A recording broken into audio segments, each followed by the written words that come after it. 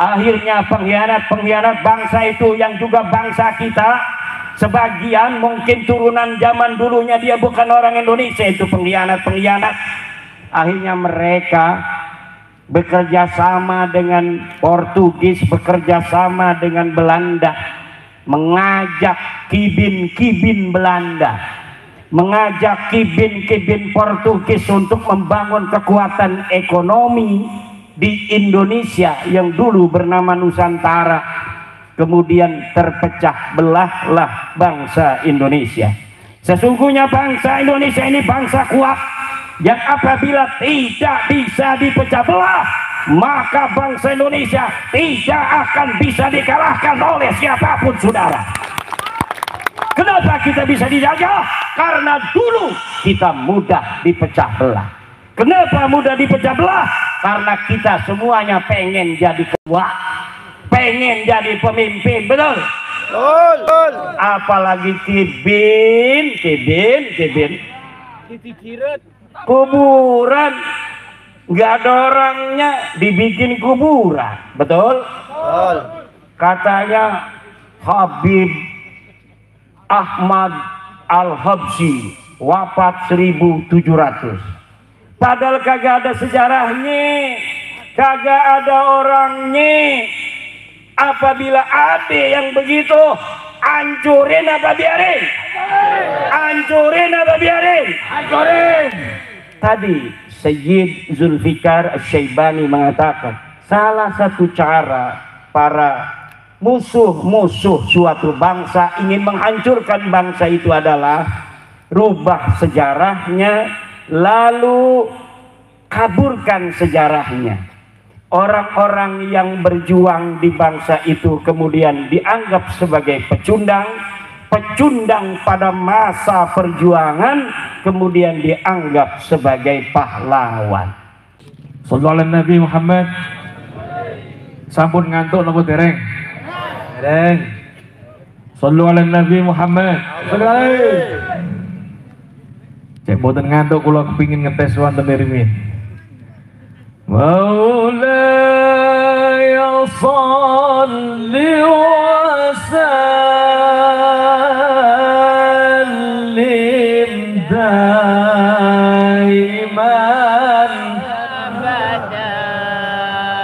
ala habibika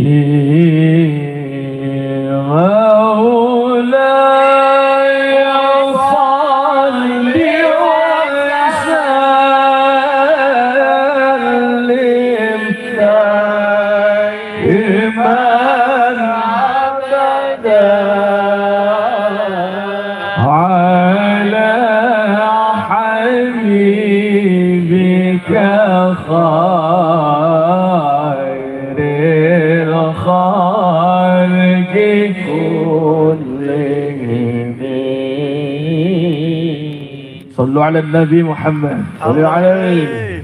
Nggih, niku wau kula hampir lupa nyampeaken salamipun saking Sayyid Syarif Ki Haji Abbas Biliyahsi. Waalaikumsalam. Nyampaikan salam dumateng panjenengan sedaya keranten piyambakipun wonten acara saking wonten Semarang. Bapak Ibu hadirin jamaah rahimakumullah. Kula ningali jaranan ngene Bang.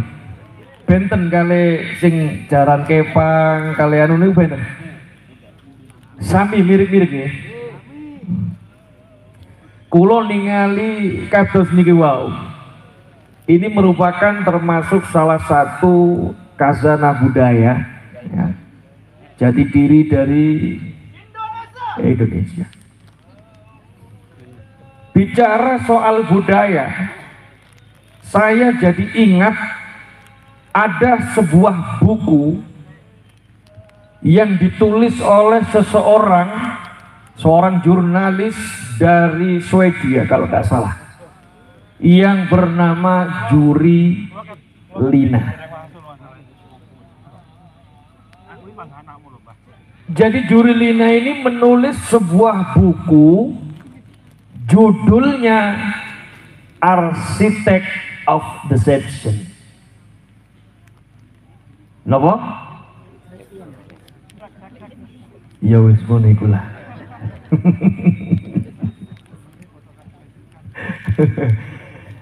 The Consulate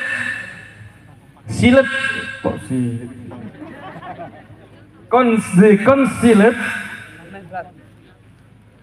beda pengucapan, beda arti lho Bu, atos-atos lho. Kena wong Blitar dadi kon sapa meniku, Mang? The Consulate History of Freemasonry. Kulo niki gak tapi pinter cara Inggris ahline.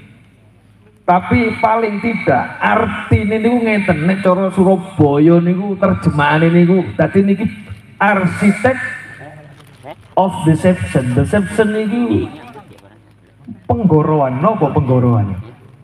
Penipuan. Pembohongan. Tapi buku ini nyeritakno tentang nggih isine ngoten niku, panjenengan pun saged membayangkan dugi judule tok niku pun ketinggal. Mungkin isine napa buku niku. The Consulate History of Freemasonry. Sesuatu napa kowe dibalik Freemason sejarah yang disembunyikan dari Freemason. Freemason ini kula nek ningali tenggene Mbah Google. Freemason itu salah satu organisasi yang kerap diidentikan dengan teori konspirasi, okay, yang ada kaitannya dengan kelompok-kelompok orang Yahudi. Lah niku ada satu paragraf yang ini sangat-sangat viral sebenarnya. Niku isine ngeten. Jadi mereka orang-orang Freemason ini punya teori kalau ingin menguasai sebuah negara, menjajah sebuah negeri, itu harus mengerjakan 3 hal. Coron ini wonten 3. Napa? Setunggal, kaburkan sejarahnya. Napa? Kaburkan sejarahnya. Terus nomor kali, hancurkan atau hilangkan bukti sejarahnya supaya tidak bisa diteliti, supaya tidak bisa dipelajari apa kebenarannya. Dan yang ketiga, putuskan leluhur mereka, putuskan hubungan mereka dengan leluhurnya. Katakan bahwa leluhurnya adalah orang yang primitif, katakan bahwa leluhurnya adalah orang-orang yang sesat, katakan leluhurnya adalah orang-orang yang kafir. Sallu ala Nabi Muhammad. Sallu ala Nabi Muhammad. Lah, nek ningali tulisane Mbak Yulina niki wau, niki sampun kedadian napa dereng? Sudah terjadi apa belum di negeri kita? Niki sampun terjadi. Dan jejak orang-orang Freemason itu di Indonesia sudah ada. Sudah ada. Tenggene Jakarta niku enten kuburane wong Londo. Niku nek mboten salah jenenge Dawes Dekker. Napa? Niki termasuk tiang-tiang Freemason. Londo. Ya berarti gak angel-angel. Berarti Londo wa ala alihi wa ashabi ajma'in. Niki golongane Freemason. Mungkin dijelaskan secara detail kali Yai Iman. Nah, niki alhamdulillah dengan lahirnya PWILS niki kula harap panjenengan sedaya adalah orang-orang yang memiliki tugas khalifah fil ard, menjaga bumi Nusantara, menjaga semuanya. Apa yang ada di bumi ini, apa yang ada di atas bumi ini, itu harus dijaga, tentunya dengan cara-cara yang dilegalkan oleh syariat kita. Sallu ala Nabi Muhammad. Allah Mas Yani. Masya Allah, luar biasa. Pun kulo mboten panjang lebar karena yang kita nantikan sudah hadir sejak siang tadi. Ya. Mudah-mudahan beliau Ki Haji Imaduddin Utsman Al-Bantani, beliau senantiasa dijaga oleh Allah Subhanahu wa taala. Kita tahu bahwa beliau juga termasuk salah satu zuriyah dari Sayyid Asy-Syarif Hidayatullah, salah satu wali songo yang masyhur dengan gelar Sunan Gunung Jati. Kalau ada yang mengatakan wali songo nggak punya keturunan, itu bohong. Bohong. Wong sing duwe keturunan ae kepengin duwe keturunan mana kok? Lho, nggih napa mboten? Lho sing biasa-biasa mawon wis duwe keturunan kepengin duwe keturunan mana?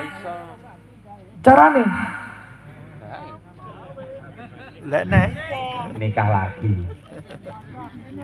Lho kok bisa dikatakan wali songo tidak punya keturunan? Ini dari diralat punya keturunan dari perempuan. Lah kalau dari perempuan itu putus. Sapa sing ngomong keturunan teko wedok iku putus? Lah perasaane metu iku teko metu teko bolongane watu ta. Ini juga termasuk salah satu ajaran yang menyesatkan.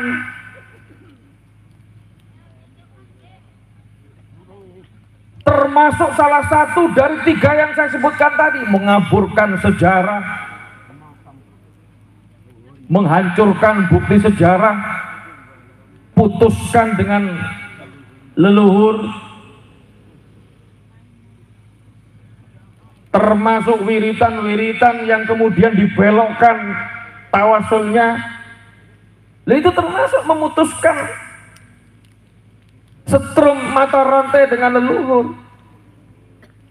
Ya kaitannya dengan nasab, sudah jelas. Tidak ada dalil satupun yang menyatakan bahwa status kedzuriatan, status keturunan siapapun dari jalur perempuan itu adalah putus. Tidak ada.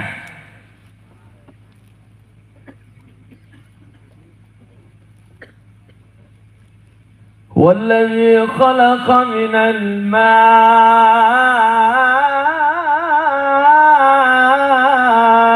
بشرا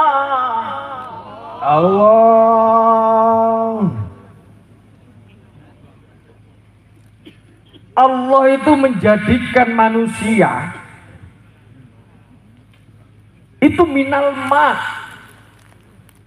Emak niku sanes emak benten. Emak niku tenaga kerjai. Niki minal ma saking tuyo. Tuyo sing dimaksud teng mriki nggih menika nutfah. Man. Lah sing duwe mani niku nggih tiyang jalur, nggih tiyang estri. Sami-sami enggak ada mah. Nek tiang jaler niku sebutane sperma, nek tiang estri sebutane napa? Nah. Lha niki nek kepanggih ditakdiraken dados menungso faja'alahu nasaba.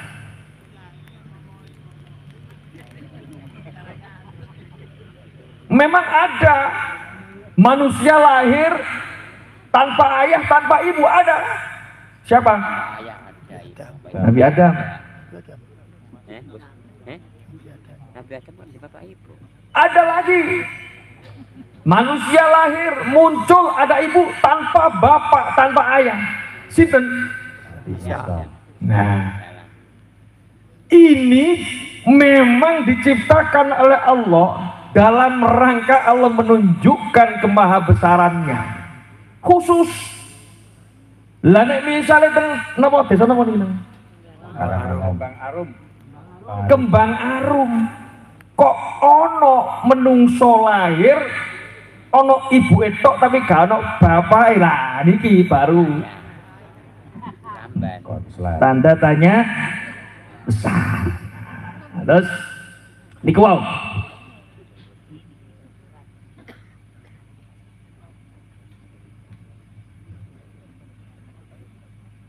Yang ini ki ngomong langsung disurati gini langsung. Iya, kalau bedanya kalau dibentak wong wedok gini. Langsung goblok data. Sallallahu Nabi Muhammad. Sallallahu nggih.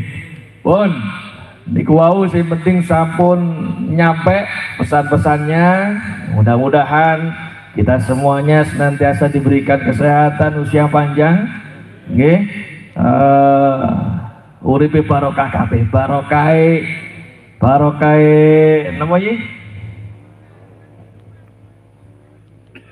Wis pokoke barokah menawi wis pun.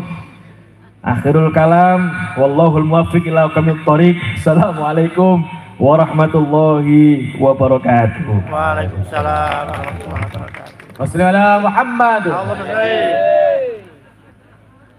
Matur agung panuwun dumateng Sayyid Zulfikar Soibani yang sampun paring dawuh pituwah dumateng kita sedaya menika langsung dzurriyyah Rasulullah sallallahu alaihi wasallam.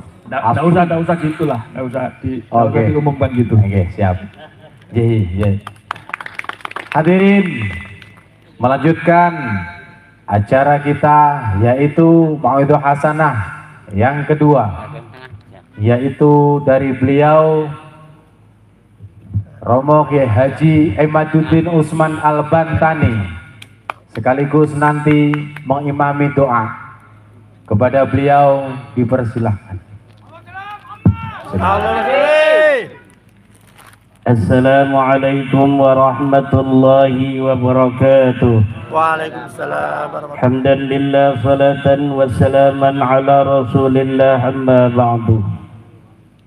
Faya ashabal fadail hadaratil mukarramin, para alim, para ulama, para kesepuhan, wabil khusus al-mukarram al-musharraf Sayyid Zulfikar Asy-Syaibani mata'anallah bi thuli hayatih, Yai Saifuddin Zuhri, Yai Ismail, Yai Badru, Ketua PWILS DPW Jawa Timur Kiai Haji Syekhur Rijal, Ketua DPD PWILS Kabupaten Blitar Yai Khairul Al-Hafidh Al-Hamil, para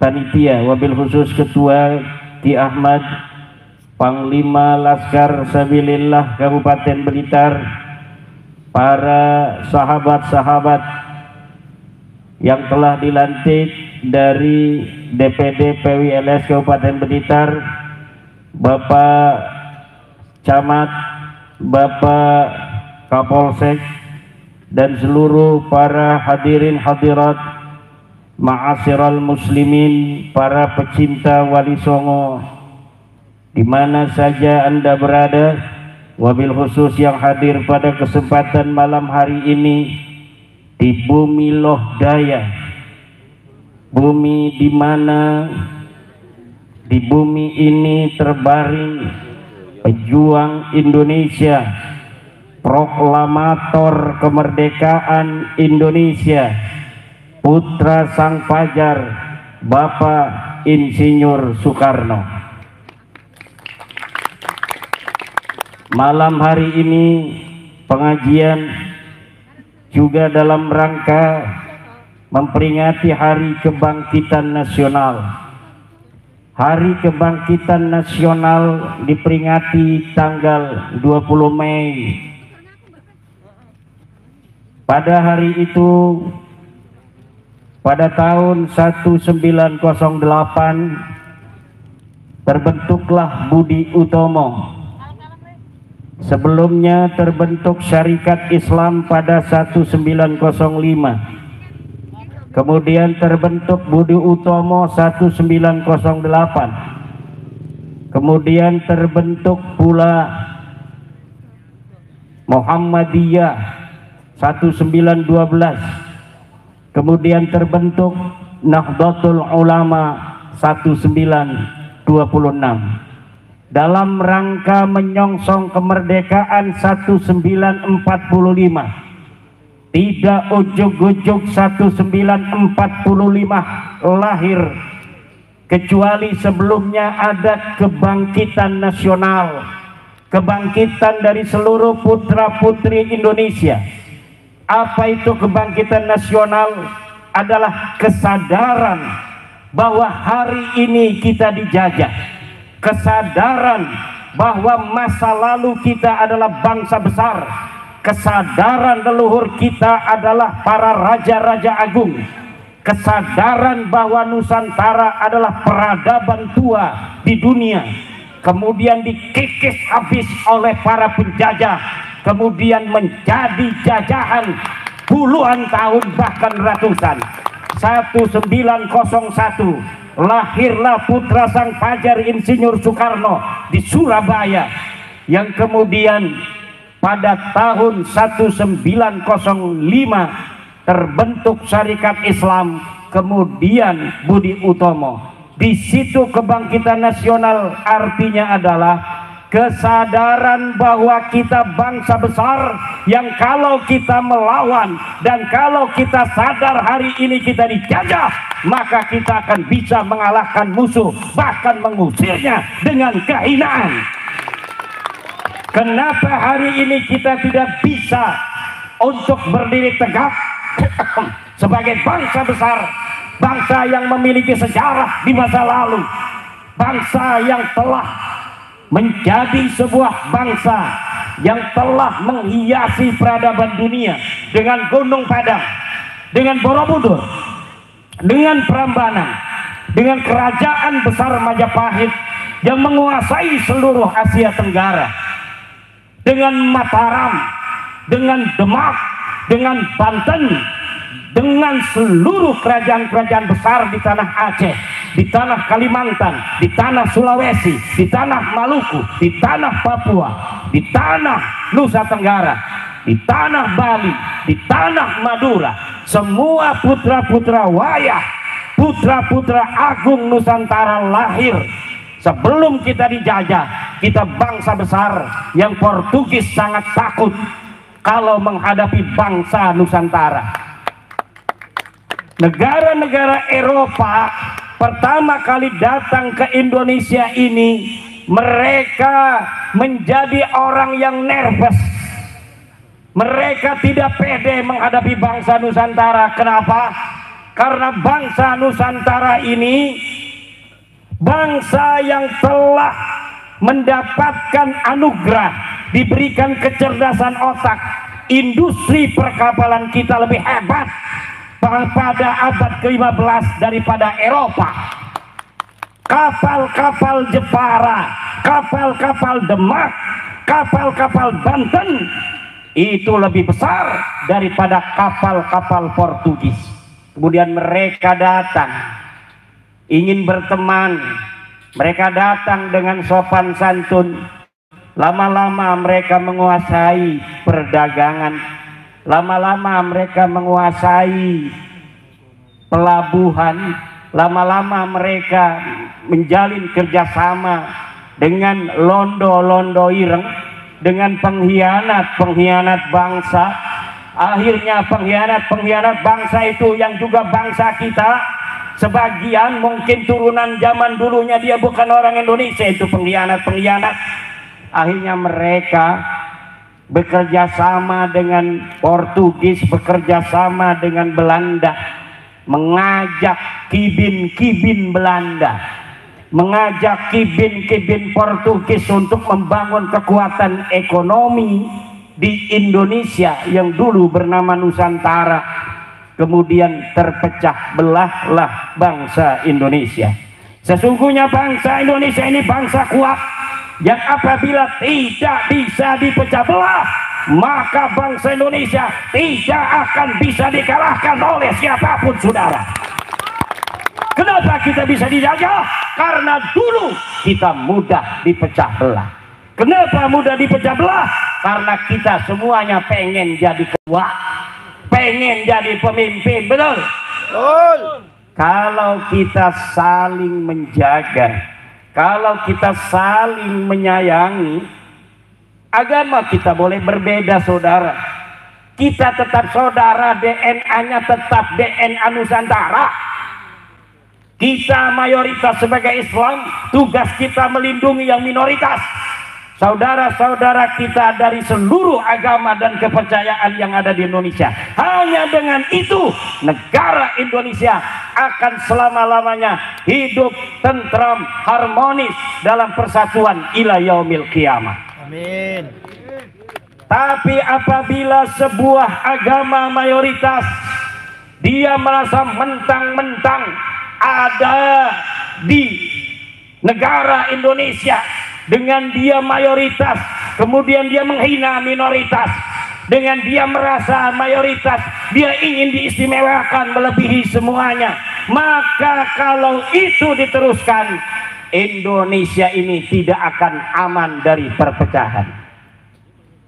Ketua DPW PWILS Jawa Timur baru ngaji selesai. Mangga Kiai.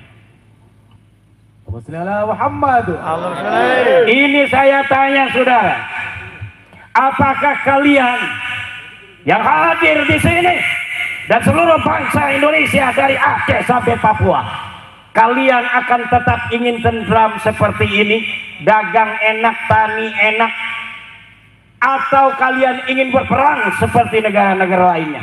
Jawab. Aman. Aman. Ingin perang apa ingin tentram? Tentram. Kalau ingin tentram, hal-hal yang bisa memecah belah bangsa Indonesia ini, keangkuhan mayoritas, harus dikikis habis, karena dia hanya fata morgana iblis. Bangsa Indonesia ini akan menjadi bangsa besar jika persatuan dan kesatuan kita kedepankan di atas perbedaan agama, di atas perbedaan suku bangsa, di atas perbedaan primordial. Jangan merasa orang Banten lebih mulia daripada orang Blitar. Jangan merasa orang Blitar lebih mulia daripada orang Banten. Semuanya sama di mata polisi. Kita hanya sebagai bangsa yang harus nurut. Kalau lewat lampu merah, tilang semuanya.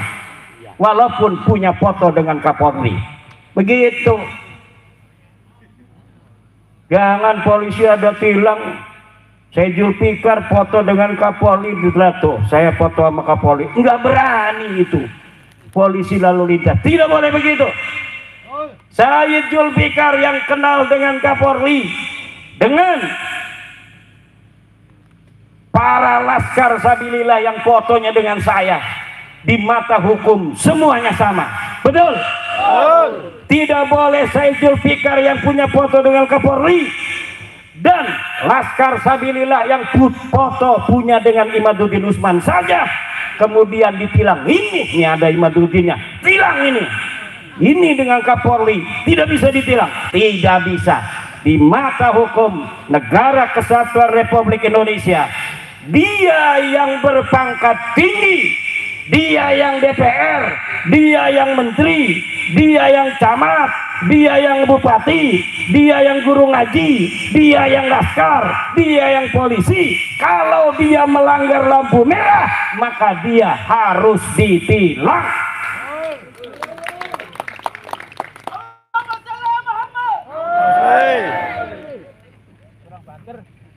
Tidak boleh hukum tajam ke atas, tumpul ke bawah. Salah nggak? Kebaliknya, tumpul ke atas, tajam ke bawah. Tidak boleh. Indonesia ini betul. Dan Indonesia telah membuktikannya, saudara. Berapa menteri yang ditangkap oleh KPK, betul? Berapa pejabat yang telah ditangkap oleh polisi, betul? Maka kita harus percaya pada penegak hukum kita. Kalau kita berbangsa dan bernegara, aturannya kita harus percaya pada penegak hukum. Kalau kita masyarakat sipil, harus husnudzon terhadap pemerintah, betul? Kalau kita sebagai orang-orang hukum, orang-orang yang berstatus warga negara Indonesia, ya harus patuh terhadap undang-undang negara Indonesia. Jangan udah diputuskan pengadilan kita tidak percaya, sudah inkrah sampai ke Mahkamah Agung, dia tidak percaya terhadap hukum kita. Ditangkap sama polisi malah ngelawan. Kamu kenapa pakai peci haji? Kenapa nggak pakai helm? Peci haji saya ini, kalau peci haji saya ini, kalau saya jatuh dia tidak pecah, Pak polisi. Kalau helm dia pecah, tetap itu tidak SNI itu. Yang namanya peci haji walaupun sakti, dia sudah dikasih hijab nasor, tetap dia tidak SNI. Kalau dia pakai motor harus ditangkap Pak polisi, walaupun dia pakai peci haji, sorban, ngomong saya ketua DPD PWI Kabupaten Blitar, tangkap aja kalau dia nggak pakai helm.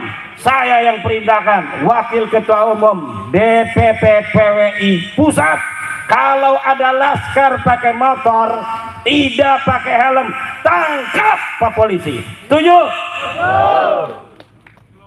Kalau laskar aja ditangkap, apalagi kibin. Yang memalsukan kuburan, apalagi yang menjaga Nusantara aja. Para laskar sabilillah yang mengembalikan harkat martabat bangsa Indonesia, Kalau dia tidak pakai helm, maka tetap harus ditangkap. Betul? Betul. Apalagi kibin kuburan, nggak ada orangnya dibikin kuburan. Betul? Betul. Katanya Habib Ahmad Al-Habsyi wafat 1700. Padahal kagak ada sejarahnya, kagak ada orangnya. Apabila ada yang begitu, hancurin apa biarin? Hancurin apa biarin? Hancurin. Tadi Sayyid Zulfikar Asy-Syaibani mengatakan salah satu cara para musuh-musuh suatu bangsa ingin menghancurkan bangsa itu adalah rubah sejarahnya, lalu kaburkan sejarahnya. Orang-orang yang berjuang di bangsa itu kemudian dianggap sebagai pecundang pada masa perjuangan, kemudian dianggap sebagai pahlawan. Ini melongok kenapa? Apakah betul ini telah terjadi di negara kita? Betul apa tidak?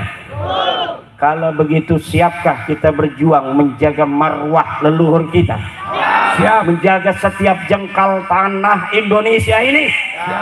Siapkah saudara-saudara Laskar Sabilillah bantu Prabowo, bantu Gibran untuk menjaga bangsa dan negara Indonesia ini?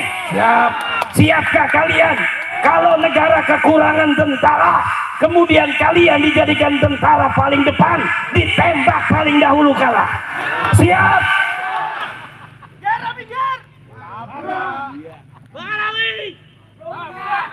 Buat apa kalian asah hicip tiap hari kalau ketika bangsa dan negara ini membutuhkan, kalian tidak berani berada di paling depan untuk menjaga kemuliaan dan kehormatan bangsa dan negara kita Indonesia ini?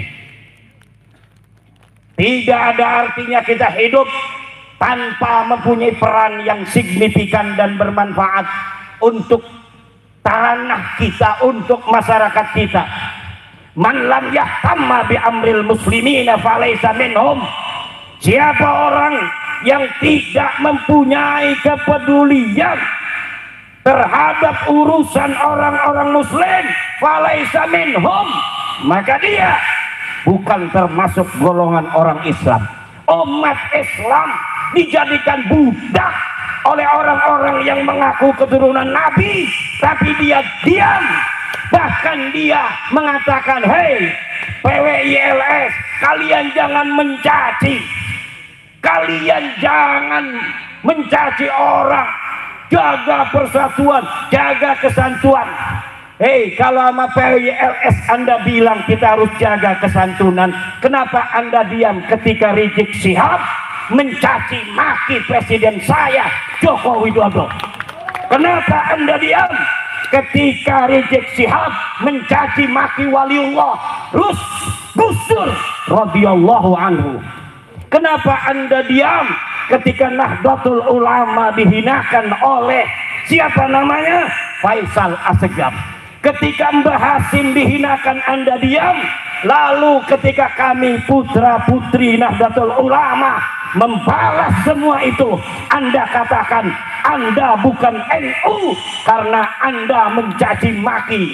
Saya mencaci maki, kita Laskar Sabilillah mencaci maki, bukan orang baik, tapi orang yang sukanya mencaci maki. Wa in aqabtum fa'aqibu bimisli ma uqibtum bih.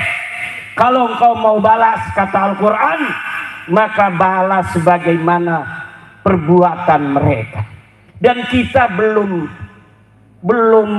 seleting balasannya, ini belum selesai, saudara. Betul apa tidak? Betul. Sudah banyak yang mereka lakukan, menghina-hina para pemimpin kita, para ulama kita. Betul? Betul. Kita hanya ngomong, kamu bukan cucu Nabi, katanya mencaci maki. Kamu DNA-nya bukan DNA turunan Nabi, kamu bukan orang Arab, marah. Padahal itu kajian ilmiah, saudara. Ini ada kitabnya di abad kelima. Ahmad bin Isa kagak punya anak, Ubed. Ada kitab Tahdhibul Ansab, saudara. Ada kitab Muntaqilatul Talibiyah.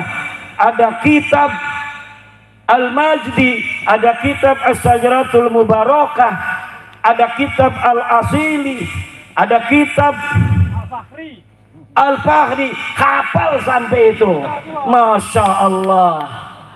Ini bukan fitnah, saudara. Kalau ente bukan cucu Nabi, sadar aja.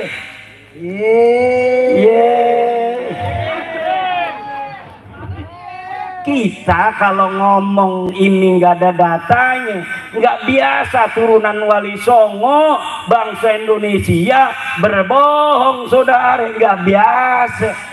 Kita bangsa Indonesia turunan para raja mulia-mulia, para wali, para orang-orang yang bikin Borobudur.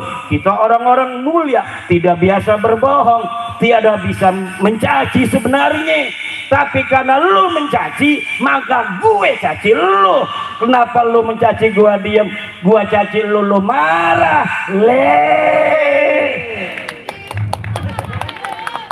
Gimana urusannya ini? Ngajak-ngajak perang sama cucu panglima perang. Aneh apa kagak? Ngajak perang sama cucu pahlawan nasional panglima perang. Aneh apa kagak? Aneh apa kagak? Yang nantang perang cucu panglima perang? Bukan. Apa diamannya dulu panglima perang? Nggak ada sejarahnya. Apa dia itu di sana itu pernah keluarganya berperang mempertahankan negara? Tidak ada. Sudah saya teliti, mereka, keluarga mereka tidak pernah sekalipun turun di medan perang. Ketika Al-Qatiri di Yaman berperang dengan Al-Quwaiti, mereka ngilang. Ketika merdeka Indonesia, setelah sebelumnya kita bangkit sebagai bangsa Indonesia, mempunyai kesadaran bahwa kita sedang dijajah, lahir Budi Utomo, lahir Syarikat Islam, lahir Muhammadiyah, lahir Nahdlatul Ulama, Sumpah Pemuda 1928. Kita sebagai bangsa Indonesia bersatu, bangsa Indonesia, satu bahasa Indonesia, satu negara Indonesia. Lu ada di mana? Lu ada di mana? Kagak ada, saudara. 1945 Surabaya berkobar. Di Ampel itu banyak itu Belawi.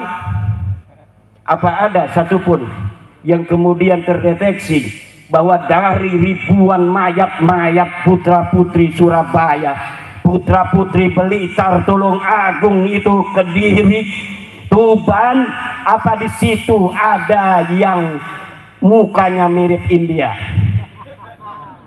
Kagak ada. Yang ada putra-putri Surabaya yang meregang nyawa demi bangsa dan negaranya.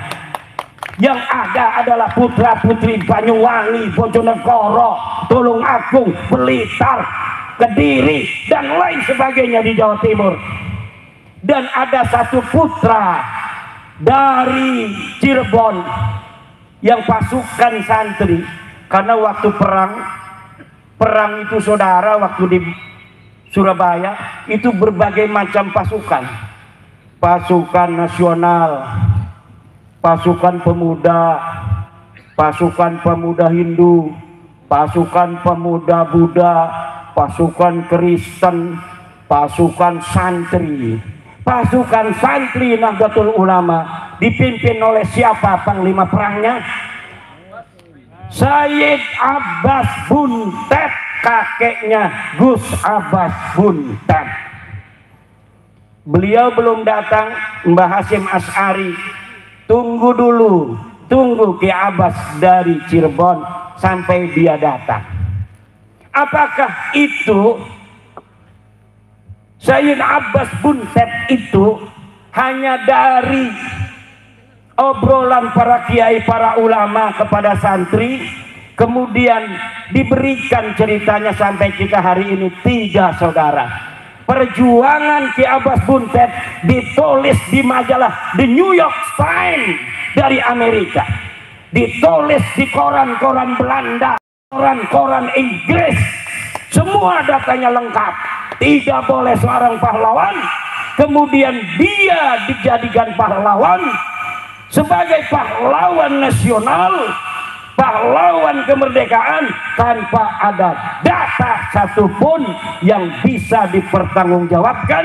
Tidak boleh pahlawan nasional diangkat hanya karena anaknya jadi menteri sosial, tidak bisa. Setuju? Putra putri Blitar tanggung jawab. Saya udah pakai keris begini. Kerisnya ada ininya, ya bukan sembarangan ini keris ada ininya. Ini ada ceritanya saudara. Cerita leluhur-leluhur kita masa lalu. Ketika masih masa kerajaan, menyebarkan Islam masing-masing. Joko Tingkir menyebarkan Islam, Raden Patah menyebarkan Islam dengan anaknya Trenggono. Di sana Sunan Gunung Jati menyebarkan. Kemudian ada kerajaan-kerajaan, kadang-kadang politiknya berseberangan. Aryo Penangsang, Pangeran Hadiri, sama-sama tujuannya, kadang-kadang ada salah paham. Karena apa? Beda kerajaan. Betul? Betul. Maka sekarang ini sudah Indonesia kita nyaman, tentrem. Betul? Betul. Jangan sampai berbalik lagi pada dahulu kala dari kerajaan-kerajaan. Nanti saya datang ini, pangeran dari Pangeran Pasuruan, pangeran dari mana ya itu? Surabaya ya? Betul apa tidak? Kalau kita bisa dipecah belah, misalnya orang musuh, Blitar kerajaan sendiri. Kayak di Eropa, Eropa itu tidak terlalu besar, tapi negaranya banyak, kecil-kecil tapi banyak. Naik kereta aja kita sudah melewati negara lain. Tapi harus pakai visa. Jangan sampai di Indonesia seperti itu. Setuju? Siap kita jaga Indonesia selama-lamanya. Siap.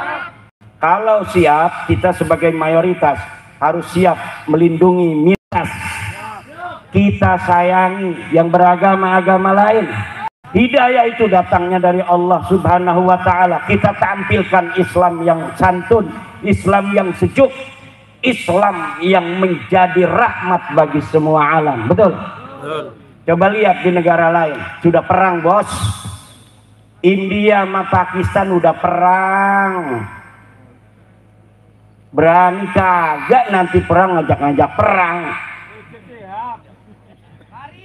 Mendingan kita menjadi bangsa yang santun, bangsa yang harmonis, saling menyayangi. Jangan lagi bohong-bohong aku cucu Nabi. Betul? Ente bukan cucu Nabi, ini sudah mustahil ente cucu Nabi. Dari mana aja ente bawa nakib-nakib dari luar negeri, suruh ngomong nasab ente para habaib itu soheh. Orang Indonesia sudah paham semua, sudah baca buku saya, ulama Nusantara mengugat nasab palsu. Datanya sudah qat'iyyud dilalah, sudah tidak bisa lagi ada celah untuk menjawab daripada terputus, dan sudah qat'inya bahwa Ba'lawi bukan keturunan Nabi. Tidak mungkin bisa untuk diganggu gugat lagi. DNA ente bukan orang Arab. Pokoknya bukan orang Arab aja. Udah jelas kalau orang Arab J1, ente bukan J1. Jangan ngaku-ngaku lagi di YouTube. Kita para habaib turunan Rasulullah. Malu. Ini yang nonton sambil nyengir-nyengir sendiri. Kagak punya malu lu. Nah ini yang terjadi. Polisi-polisi, para penegak hukum yang dulu, wah ini ada merkosa 31 anak nih, tapi ada al-habsinya. Ini cucu Nabi, jangan. Mungkin dulu itu mungkin ada sungkan-sungkan. Sekarang jedorin aja ke tembok. Tujuh apa enggak? Bukan cucu Nabi, udah jelas. Siapa yang tanggung jawab? Imaduddin Usman Al-Bantani, putra Nusantara asli, yang akan bertanggung jawab di hadapan Allah Subhanahu wa taala bahwa habaib itu bukan keturunan baginda Nabi besar Muhammad sallallahu alaihi wasallam. Dan di sana jangan takut. Ini Masya Allah luar biasa. Di mana saja kegiatan PWI, kalau beliau lagi ada waktu, beliau hadir sampai ke Kresek, kampung saya. Masya Allah. Ini namanya Sayyid Syarif Ismail, kesepuan Nahdlatul Ulama di Surabaya. Ini Nahdlatul Ulama kita jaga, tapi Nahdlatul Ulamanya harus kembali ke ajaran Wali Songo. Betul? Bagaimana kembali ke ajaran Wali Songo? Yaitu menomorsatukan Nusantara di atas segalanya. Menomorsatukan Nusantara di atas segalanya. Semuanya yang harus dilakukan Nahdlatul Ulama adalah demi sebesar-besar tegaknya persatuan dan kemuliaan bangsa Indonesia. Jangan biarkan warga Nahdlatul Ulama dijadikan budak oleh bangsa lainnya. Jangan jadikan warga Nahdlatul Ulama seperti ayam yang dilemparkan ke mulut buaya. Kenal Kiai Syukran Makmun? Jawab yang keras. Kenal Kiai Syukran Makmun? Kata Kiai Syukran Makmun, kalau ada yang mengaku cucu Nabi, kita muliakan walaupun dia bohong. Kata Kiai Syukran Makmun, karena apa? Karena bohongnya itu urusan dia di hadapan Allah. Tapi dengan dia mengaku cucu Nabi, kemudian kita muliakan, niat kita memuliakan Nabi, kita tetap dapat pahala. Ini walaupun mungkin ada benarnya sedikit, walaupun ada benarnya sedikit, yang banyak itu salah dan pembodohan umat. Karena ini sama saja melemparkan ayam di mulut buaya yang sedang menganga. Betul apa tidak? Udah tahu buaya dilemparin ayam, dimakan.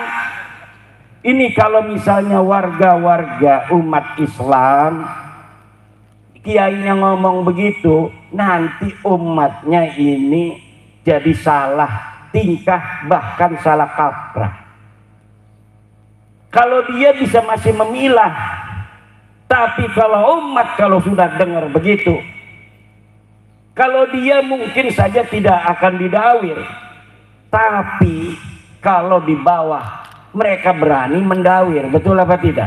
Betul. Kenapa? Karena kata-kata menghormati bagi mereka artinya dawir. Kata-kata menghormati bagi mereka adalah budak. Dan kita bukan budak, kita turunan raja. Ente turunan siapa?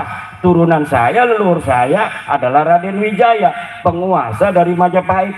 Ente turunan siapa? Ane turunan Prabu Siliwangi. Ada batunya, batu tulis, jelas sanadnya, jelas dalilnya, jelas datanya. Ente turunan siapa? Pak Mukodam. Mana datanya Pak Mukodam pernah dilahirkan di atas dunia? Kagak ada. Tapi wajib dihusnudon. Nggak mau kita. Nggak ada datanya, kita wajib husnudon. Kita bangsa Indonesia, bangsa besar, kebangkitan nasional 20 Mei. Jaga seluruh bangsa Indonesia. Kita jaga pemimpin-pemimpin kita. Tidak boleh lagi hari ini sampai masa depan ada orang bukan putra Nusantara berani mencaci maki presiden dan wakil presiden kita. Setuju? Kenapa? Karena kemuliaan presiden dan wakil presiden adalah kemuliaan kita sebagai bangsa dan negara. Sengaja itu mereka membuat pemimpin-pemimpin kita hina dina, agar di mata orang-orang awam hanya mereka yang dianggap mulia.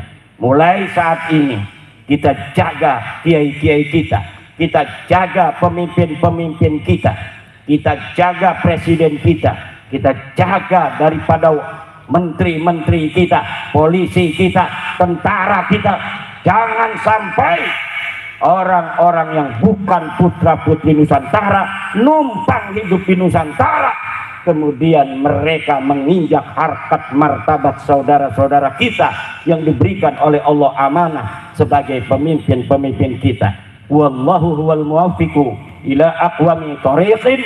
Wassalamualaikum warahmatullahi wabarakatuh. Waalaikumsalam.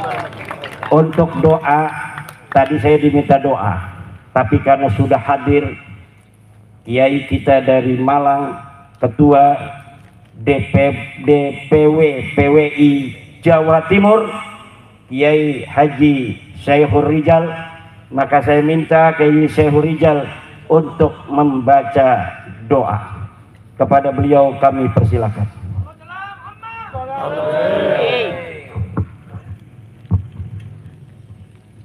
Alhamdulillahi Rabbil Alamin.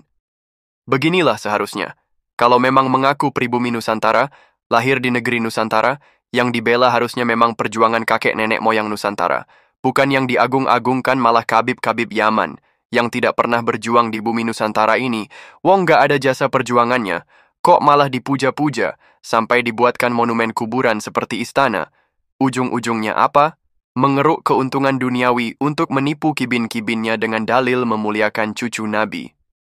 Tapi ironisnya apa? Mengaku cucu Nabi, kok dites DNA tidak mau?